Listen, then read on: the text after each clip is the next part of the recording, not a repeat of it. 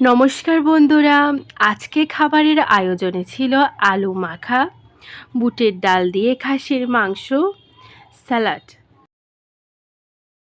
বন্ধুরা, বুটের ডাল দিয়ে খাসির মাংসের রেসিপিটা যা দুর্দান্ত হয়েছে, চলো আর কথা না বাড়িয়ে তোমাদের সাথে আজকে রেসিপিটি শেয়ার করি। এখানে নিয়েছি আমি খাসির মাংস, আর দিয়ে দিচ্ছি মরিচের গুঁড়ো 2 চামচ, মশলার গুঁড়ো, হলুদের গুঁড়ো আর স্বাদমতো লবণ।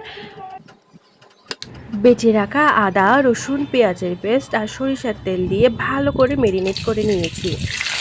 এরপর কড়াইয়ে তেল গরম করে তাতে গোটা গরম মশলা দিয়ে ম্যারিনেট করে রাখা মাংস দিয়ে খুব ভালো করে কষিয়ে নিচ্ছি। বন্ধুরা, এই কষানোর সময় আমি কোনো রকম জল ইউজ করছি না, কারণ মাংস থেকে অনেকটা জল বের হবে। এই যে দেখো কতগুলো জল বের হয়েছে। এরপর ওই জলে মাংসগুলো ভালো করে কষিয়ে নিচ্ছি। এই তো বন্ধুরা, মাংস খুব ভালো করে কষানো হয়ে গেছে। এরপর 70% মতো সেদ্ধ বুটের ডাল আমি দিয়ে দিচ্ছি। এই বুটের ডাল আর মাংস ভালো করে মিশিয়ে কম আঁচে অনেকক্ষণ ধরে সেদ্ধ করে নিতে হবে। এই তো বন্ধুরা দেখো, মাংসকে সুন্দর করে বুটবুট করে ফুটছে। রান্নার শেষ পর্যায়ে আমি দিয়ে দিচ্ছি 1 চামচ ঘি। এই ঘিয়ের ফ্লেভারটা মারাত্মক ভালো লাগবে। এই তো বন্ধুরা, হয়ে গেছে আমার দুর্দান্ত স্বাদের বুটের ডাল দিয়ে খাসির মাংসের রান্না। এখন আমি পরিবেশন করছি।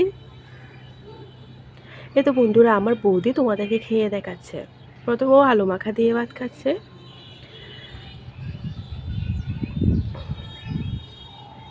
এরপর বুটের ডাল দিয়ে খাসির মাংস রেসিপি খেয়ে দেখাচ্ছে। বন্ধুরা, ভালো থেকো সবাই।